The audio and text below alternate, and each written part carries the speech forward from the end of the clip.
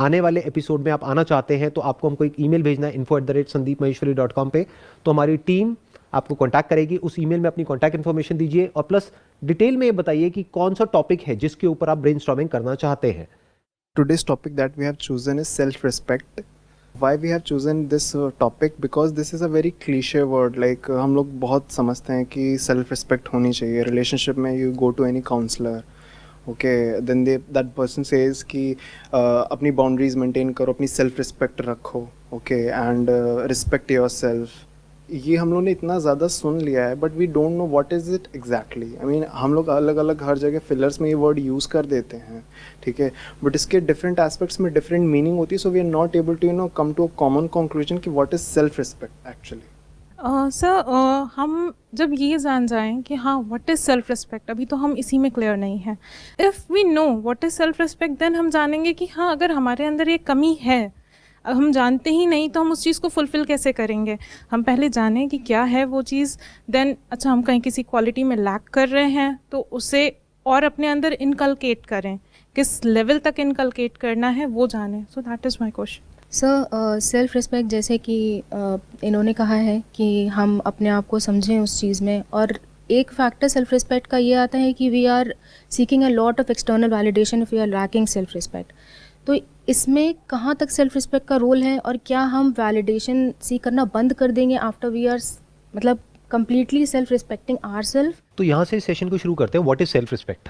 जब हम बोलते हैं सेल्फ रिस्पेक्ट तो इसमें दो वर्ड्स आ रहे हैं, एक है सेल्फ, एक है रिस्पेक्ट।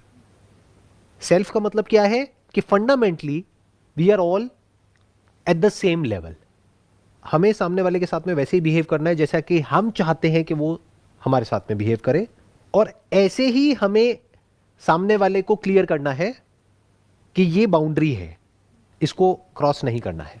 क्योंकि एक बार वो क्रॉस हो जाती है तो वो फिर कहां तक जा सकती है उसकी कोई लिमिट नहीं है। तो एक तो हमने सेल्फ को डिफाइन किया, विच इज उसकी जो फाउंडेशन है दैट इज इक्वालिटी, और रिस्पेक्ट की जो फाउंडेशन है दैट इज फेयरनेस।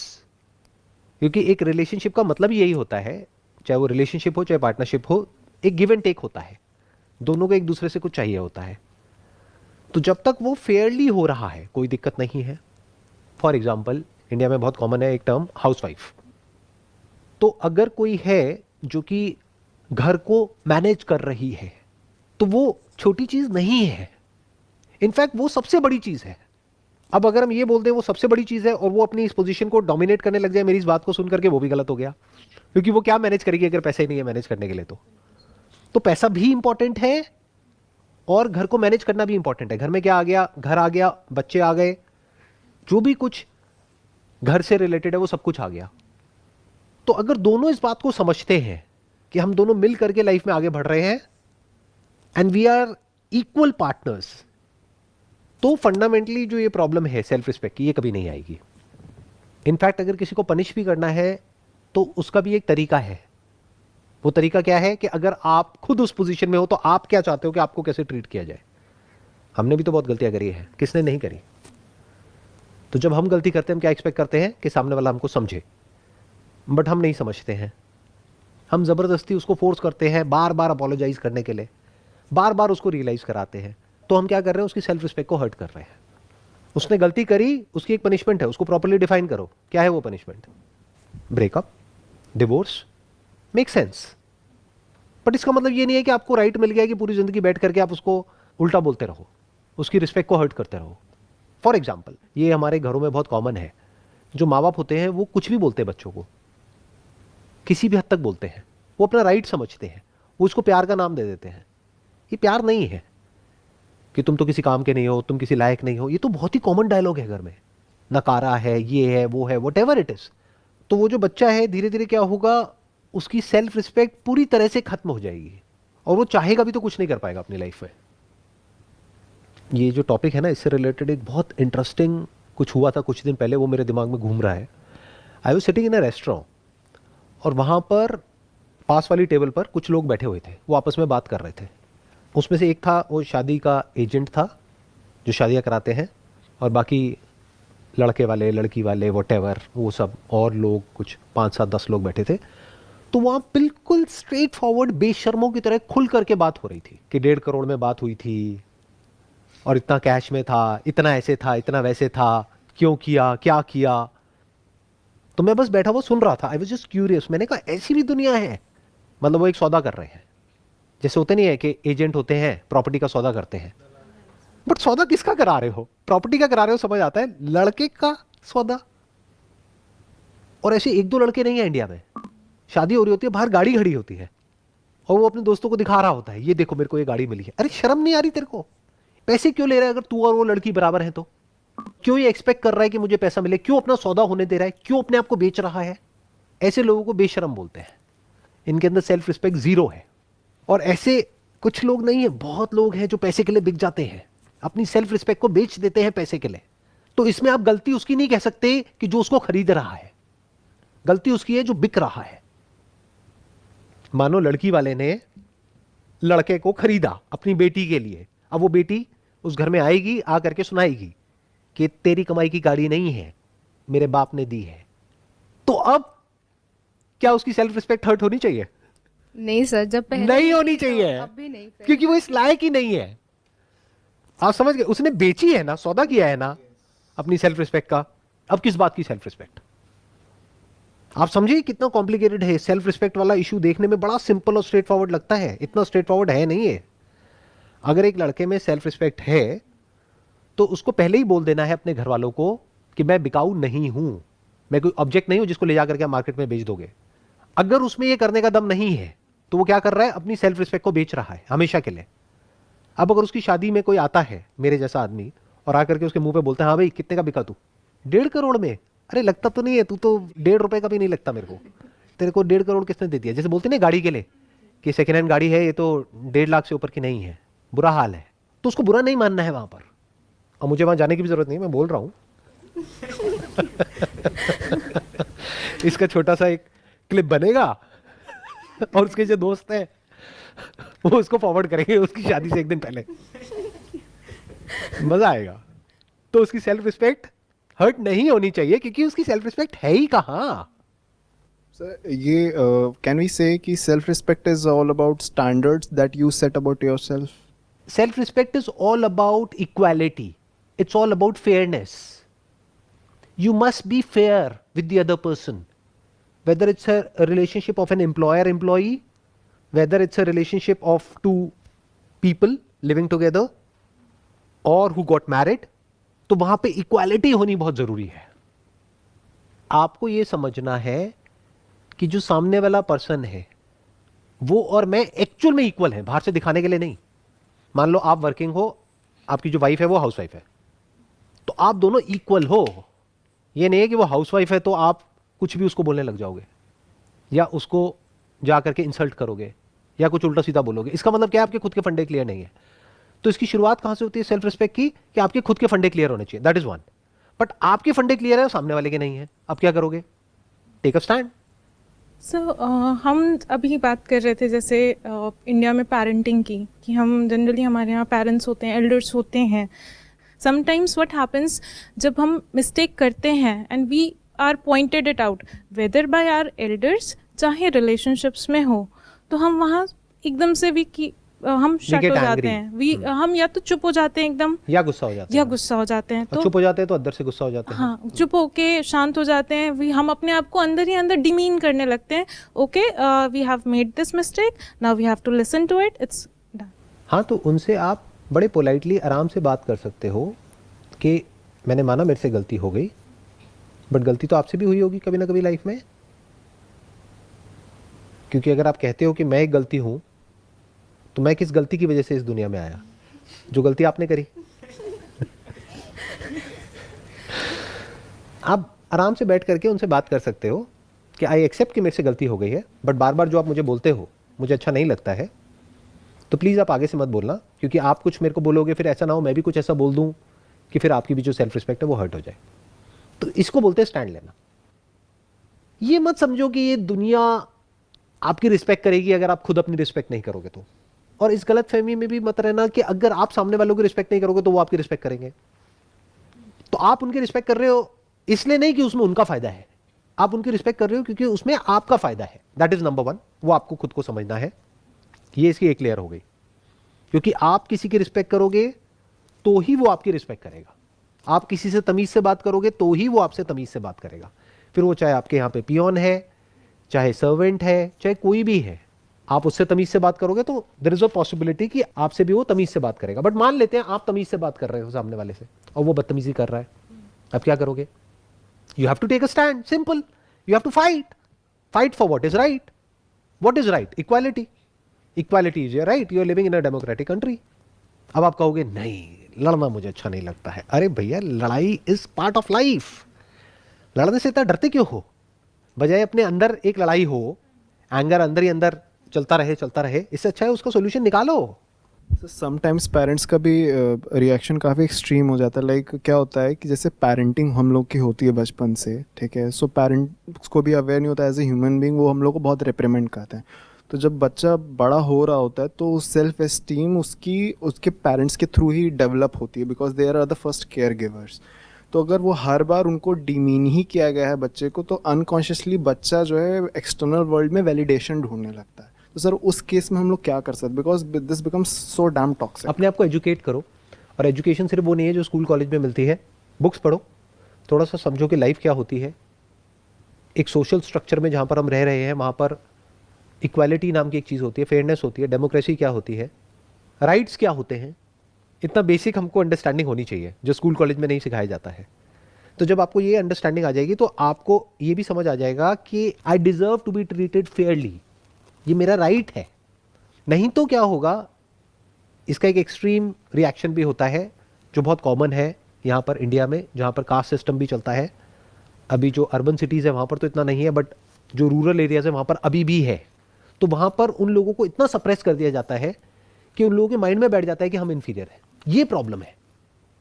तो उनको ये समझना होगा कि उनमें और उनमें जो so called superior, so called inferior, कोई फर्क नहीं है। जब ये बात अच्छे से गहराई से उन लोगों को समझ आ जाएगी तो एक बात तो पक्की है कि वो खुद को अच्छे से ट्रीट करने लग जाएंगे, जहां से शुरुआत हो जाएगी कुछ बदलाव की। क्योंकि अगर उन्होंने खुद ने भी एक्सेप्ट कर लिया है कि I don't deserve to be respected, क्योंकि मेरे पेरेंट्स तक ने मेरे को रिस्पेक्ट नहीं किया, तो आगे और कोई क्या रिस्पेक्ट करेगा। जैसे शादी हो जाती है और मानो लड़ाई झगड़ा हो गया, नॉर्मल है, हर घर में होता है। बट यहाँ पर क्या प्रॉब्लम होती है, लड़की घर पे फ़ोन करती है तो घर वाले कहते हैं कि अब थोड़ा बहुत एडजस्ट करना ही पड़ेगा। अब वो थोड़ा बहुत एडजस्टमेंट कहाँ तक जाएगा और कब तक चलेगा? ये सलाह ही गलत है। दे शुड से कि लड़ना नहीं है, लेकिन पोलाइटली सामने वाले को समझा दो कि मेरी आदत नहीं है इस तरह से ये सब चीज़ें टॉलरेट करने की। पावर डायनामिक्स होती है एक रिलेशनशिप में, ये चीज़ें हम कभी एक्सेप्ट नहीं करते। हम क्या बीच में कॉन्सेप्ट घुसा देते हैं इमोशनल होकर के, प्यार है, मोहब्बत है, ये है, वो है, पता नहीं क्या क्या कहानियां बनाने लग जाते हैं। एक रिलेशनशिप में जो फाउंडेशन है वो प्यार नहीं होता है, रिस्पेक्ट होता है, इक्वालिटी होती है, फेयरनेस होता है, एप्रिसिएशन होता है एक दूसरे के लिए। तब जाकर के वो रिलेशनशिप एक्चुअल में प्रॉस्पर करती है। तो आपको अपनी सेल्फ रिस्पेक्ट को खुद बचा करके रखना है। तो सर हम हेल्दी वैलिडेशंस जो हैं अपने क्लोज वंस से सीख कर सकते हैं, उसमें कुछ प्रॉब्लम नहीं है। या अगर हम बिल्कुल वैलिडेशन, कोई इंसान है वो बिल्कुल ही वैलिडेशन सीख नहीं करता, दैट पर्सन नोज कि ये जो है ये मेरे लिए सही है, मुझे किसी से पूछने की ज़रूरत नहीं है, ना मुझे किसी का स्टैम्प चाहिए इस पर कि नहीं यू आर डूइंग राइट। वो चाहे मेरी खुद के पेरेंट्स हों या मेरी वाइफ हो या गर्लफ्रेंड हो, कोई भी हो। तो इसमें मतलब is this healthy way of doing things? 100%। ना आपको वैलिडेशन सीख करनी है, ना किसी को वैलिडेशन देनी है।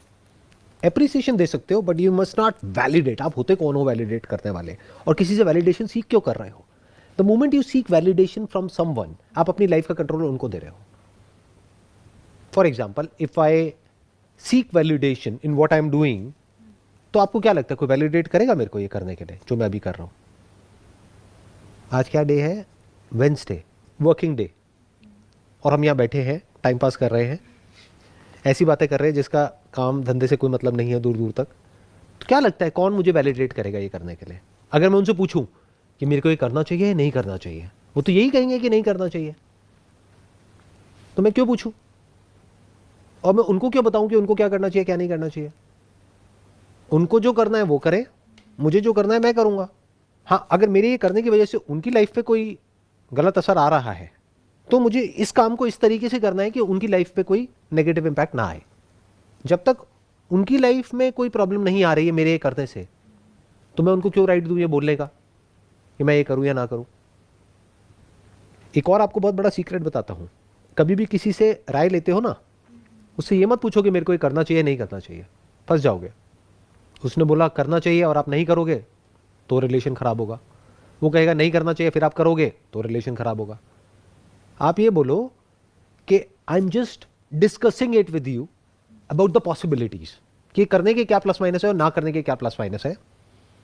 मैं एज अ फ्रेंड या एज अ वेल विशर या एज योर चाइल्ड, अगर आप अपने पेरेंट्स से डिस्कस कर रहे हो, बट डिस्कस कर रहे हो आपसे कि ये करने की क्या प्लस माइनस है और ये ना करने की क्या प्लस माइनस है, आपके एक्सपीरियंस के बेस पे मैं समझने की कोशिश कर रही हूं। डोंट टेल मी कि ये करना है नहीं करना है। The moment you ask somebody कि करना सही है या नहीं है, बुरी तरह से फंसोगे जा करके। सो जैसे अभी वैलिडेशन की बात हो रही थी, sometimes it comes out of emotional dependency. जैसे आपने कहा कि गिव एंड टेक रिलेशनशिप होता है, हम हमेशा कुछ उससे सीख करते हैं, वो हमसे सीख करता है। क्या इमोशनल डिपेंडेंसी नहीं होनी चाहिए हमारे अंदर? क्या हमें कॉन्शियसली उस चीज़ को लो रखना चाहिए कि अच्छा अगर हमें दिखता है किसी रिलेशनशिप में कि हाँ इमोशनल डिपेंडेंसी हो रही है, एक सॉर्ट ऑफ हल्का सा फियर भी आता है। हल्का सा नहीं आता है, बहुत आता है। और इमोशनल डिपेंडेंसी होती है अगर आप एक इंसान है तो, जहाँ पर एक रिलेशनशिप है वहाँ पर अटैचमेंट भी है, इमोशंस भी है, फीलिंग्स भी है। जब अलग होगे तो दोनों को गुस्सा भी आएगा, दोनों रिएक्ट भी करेंगे। अगर नहीं कर रहे हैं तो दैट मीन्स कि उसके लिए वो इंपॉर्टेंट ही नहीं है। तो जितना आप सामने वाले के क्लोज होते चले जाओगे, उतना ही जब प्रॉब्लम होगी तो उतना ही दर्द भी ज्यादा होगा। जैसे दो हाथ है, इसको अगर हमने किसी एडहेसिव से चिपकाया जो आराम से अलग हो सकता है तो कोई दर्द नहीं है। चिपकाया ही नहीं एडहेसिव से तो पास आए दूर गए। अब ऐसे एडहेसिव से चिपका दिया है जिसको अलग करना इज नेक्स्ट टू इम्पॉसिबल, तो दोनों एक दूसरे से चिपक गए हैं। The moment there is a friction तो बहुत दर्द होगा। तो relationships by its very nature are painful. अगर आप रिलेशनशिप में जा रहे हो तो ये समझ करके ही जाना। मतलब अगर ये सोच करके एक रिलेशनशिप में जा रहे हो कि सब कुछ बहुत अच्छा होगा, घर में भी सब बढ़िया होंगे, इन लॉज भी बढ़िया होंगे, ये भी बढ़िया होगा, वो भी बढ़िया होगा, कभी हमारी लड़ाई झगड़ा ही नहीं होगा, कभी कोई बहस ही नहीं होगी, तो ऐसा नहीं होता। सब कुछ होगा। तो उसके लिए तैयार होकर के जाओ एक रिलेशनशिप में।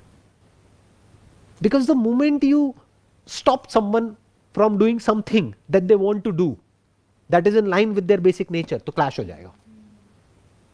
वो आपको कुछ करने से रोकेगा तो लड़ाई, आपने उसको कुछ करने से रोका तो लड़ाई, तो लड़ाई तो होगी। तो ये सीखो ना लड़ते कैसे हैं। ये क्यों सीखते हो कि प्यार कैसे करते हैं। मैं आपको बड़ा मजेदार एक बात बता रहा हूं, अगर आप समझ पा रहे हो तो। हम सब मूवीज देख देख करके ये तो सीख गए कि प्यार कैसे करते हैं, जो एक्चुअल में प्यार नहीं है, बेवकूफी है। बेवकूफों की तरह कुछ दिखाया जा रहा है कि एक इंसान है जो अच्छा है, एक है जो बुरा है, वो हीरो है वो विलन है। ऐसा नहीं होता है। रियल लाइफ में पता है क्या होता है, एक ही इंसान के अंदर हीरो भी होता है, विलन भी होता है। और जब वो आपको दिखता है तो अब आप कंफ्यूज हो जाते हो, अब आप कहते हो ये क्या हो रहा है।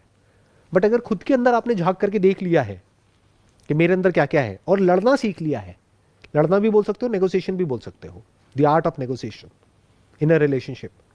फिर वो पर्सनल रिलेशनशिप हो सकती है, मैरिज हो सकती है, कुछ भी है, तो वो आपको नेगोशिएट करना आना चाहिए। लड़ना जब मैं वर्ड यूज कर रहा हूं तो मैं नेगोशिएशन की बात कर रहा हूं।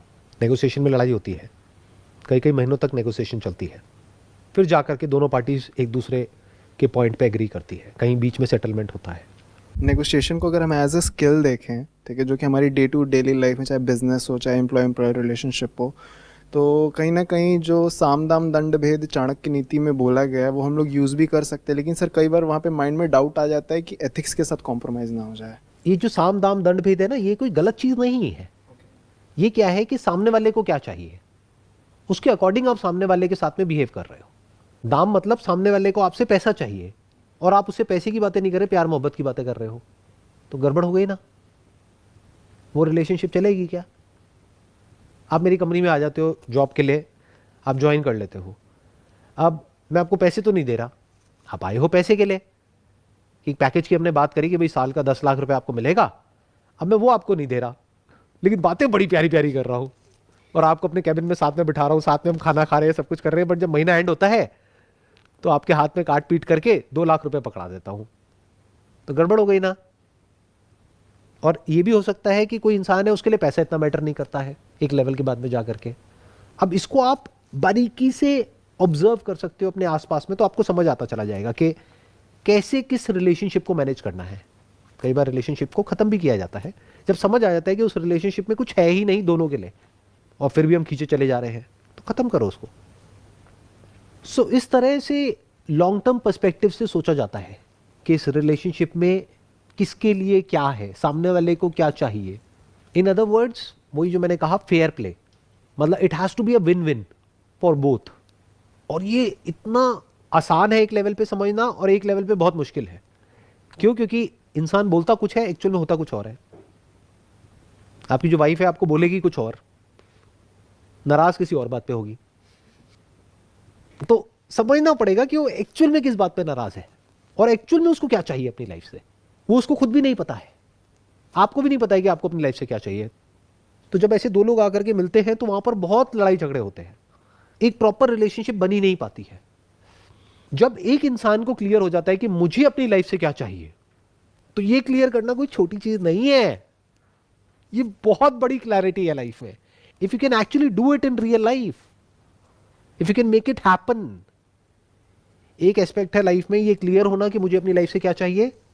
मान लो पीस ऑफ माइंड चाहिए, बट ये जो पूरी दुनिया मुझे जिस डायरेक्शन में भगा रही है वहां पर पैसा तो है, पीस ऑफ माइंड नहीं है।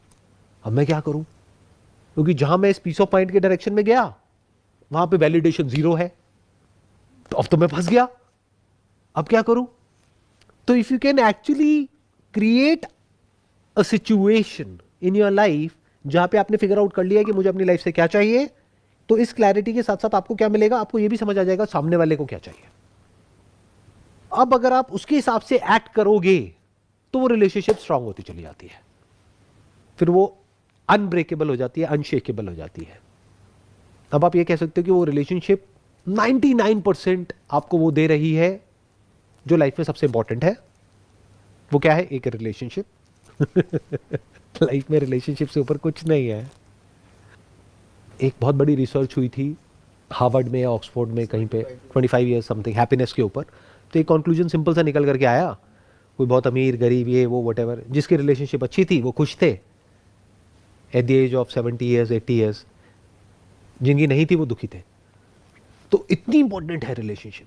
सर मैं पूछना चाहती हूँ, क्या मैं करेक्ट हूँ इस चीज़ में? मुझे ऐसा लगता है कि अगर कोई क्लैरिटी आ जाती है हमारे मन में, जैसे हम अपने आप से पूछते हैं कि हमें क्या चाहिए, that is the biggest question. हमें लाइफ से क्या चाहिए, हमारा पर्पस क्या है, हम हैं कौन। मुझे ऐसा लगता है जैसे ये कड़ी है, अगर हम एक कड़ी खोल देते हैं तो धीरे धीरे करके कई सारी कड़ियाँ हैं जो खुलती चली जाती हैं, और अंडरस्टैंडिंग लेवल हमारा बढ़ता चला जाता है। जो हम सेल्फ रिस्पेक्ट की बात कर रहे हैं, डिपेंडेंसी की बात कर रहे हैं, इमोशंस की बात कर रहे हैं, फियर की बात करते हैं, ओवर थिंकिंग, कई सारे ऐसे टॉपिक्स हैं, ये सारे जुड़े हुए हैं।